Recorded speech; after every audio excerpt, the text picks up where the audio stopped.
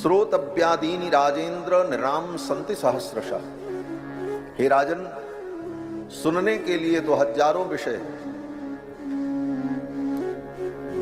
लोग कहते हैं कुछ सुनाओ। सुनने और सुनाने के लिए दुनिया में बहुत विषय है, हजारों विषय हैं, और लोग सुन रहे हैं और सुनाने वाले भी हैं। जो जैसा सुनाने वाला होता है उसको वैसे श्रोता भी मिल जाते हैं। आप फुहड़पन की बात सुनाओ, वो भी सुनने वाले श्रोता मिल जाए। बाजार में कचरा बेचने की दुकान खोलो तो वहां भी ग्राहक आ ही जाएंगे, ऐसा नहीं है, उसके भी ग्राहक मिलेंगे। ये दुनिया है, इसमें हर प्रकार के लोग हैं। सब प्रकार के लोगों को जिसका जो गुण धर्म होगा, उनके गुण धर्म के अनुकूल व्यक्ति उनको मिल जाएगा। परंतु सुखदेव जी कहते हैं, राजन, सुनने के लिए तो हजारों विषय है, लेकिन सुना उस विषय को जाए जिसको सुनने से हमारा कल्याण हो, हमारा उद्धार हो। राजन, ये मानव जीवन बड़ा दुर्लभ है। यहीं से सुखदेव जी का प्रवचन शुरू हो। मानव जीवन की दुर्लभता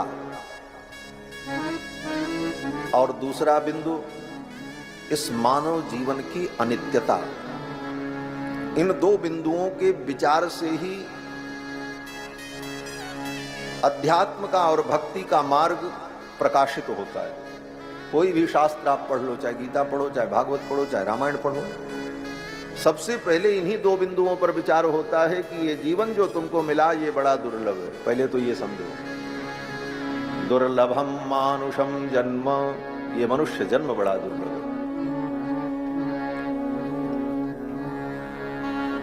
कितना दुर्लभ है?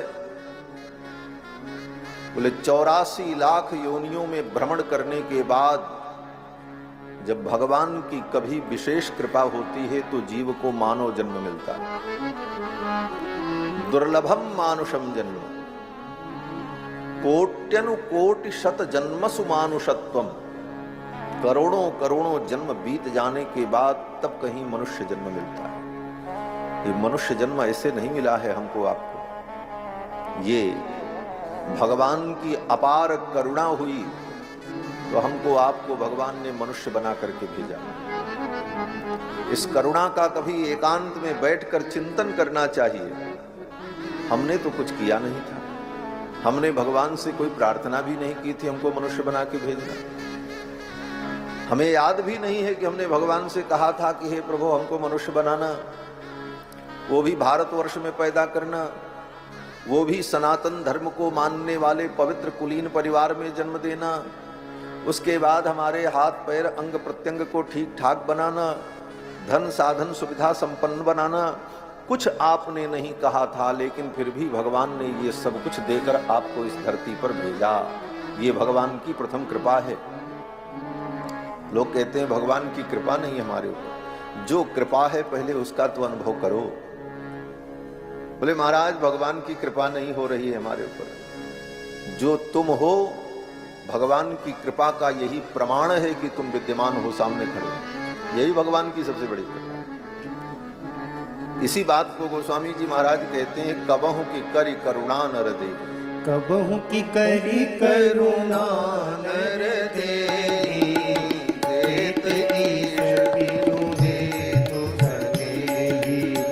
कबहु की करी करुणा नर देही, देत ईश बिनु हेतु सनेही। देत ईश बिनु हेतु सनेही, देत ईश बिनु हेतु सनेही। कबहु की करी करुणा नर दे। भगवान जब कभी करुणा करते हैं तो ये मानव जीवन मिलता है। ये मानव जीवन मिला, पहले तो इस पर विचार करो कि ये बड़ा दुर्लभ है। भगवान की करुणा हुई तो ये जीवन मिला, लेकिन दुर्लभ होते हुए भी इसमें एक खामी है, कमी है। क्या कमी है? बोले कब ये आपसे छूट जाए इसका कोई ठिकाना नहीं। दुर्लभम मानुषम जन्म तदप्यध्रुवमर्थदम। और ये अध्रुव है, ये टिकाऊ नहीं है। ऐसे सदा सब कुछ नहीं बना रहेगा। आज ठीक हो, सब कुछ बढ़िया है, कल पता नहीं क्या हो जाए। हो सकता है कल रहे ही न दुनिया में, एक क्षण का भी ठिकाना नहीं है। ये मानव जीवन बड़ा दुर्लभ है, एक बात। और दूसरी बात, ये क्षण भंगुर है।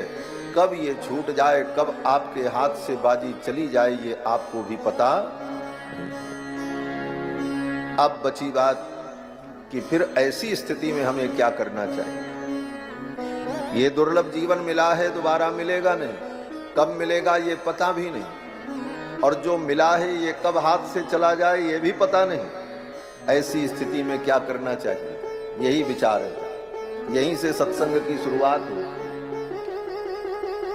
और इन्हीं दो बातों पर हम विचार नहीं करते, आगे बहुत सारी बातों पर विचार करते रहते।